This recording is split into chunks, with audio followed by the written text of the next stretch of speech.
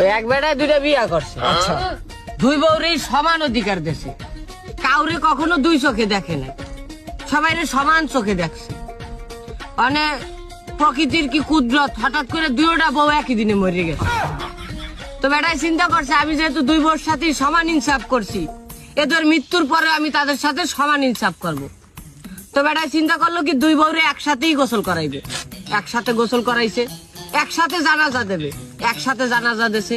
তারপরে যখন তারে কবর দিতে নিয়ে যাবে তখন ঘর থেকে বাইর করবে, আর একটা ঘরে তো দরজা একটাই থাকে, তখন করবে কি বেটায় চিন্তা করছে আমি একসাথে আমার দুই বউরে যেহেতু বের করবো, তো আমার আর একটা নতুন দরজা বানান দরকার।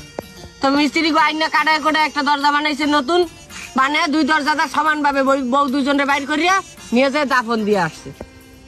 ওদিনকার রাত্রে বেড়ায় ঘুমানোর পরে তার স্বপ্নে এক বউ আসছে, আইসে কয় তুমি ছোটটারে নতুন দরজাটা বাইর করছো আর আমারে পুরান দরজাটা বাইর করছো, আমি আগের থেকেই জানতাম যে তুমি তোমার ছোট বউরে বেশি ভালোবাসো।